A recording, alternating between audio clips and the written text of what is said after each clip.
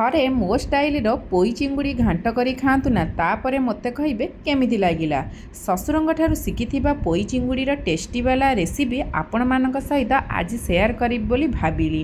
ଯେହେତୁ ସମସ୍ତେ ଖାଇସାରିକିନା ଏତେ ପ୍ରଶଂସା କଲେ, ଭାବିଲି ଡେରି ନ କରିକିନା ଜଲ୍ଦି ଭିଡ଼ିଓଟିକି ଆପଣମାନଙ୍କ ସହିତ ସେୟାର କରିଦିଏ। ପ୍ରଥମେ ତ ଚିଙ୍ଗୁଡ଼ିରେ ଲୁଣ ହଳଦୀ ଗୋଳେଇକିନା ରଖିଦେଇଥିଲି। ତାପରେ କାଟି ନେଇଥିଲି ପରିବା ପୋଟଳ, ଆଳୁ, କଖାରୁ, ପୋଇ।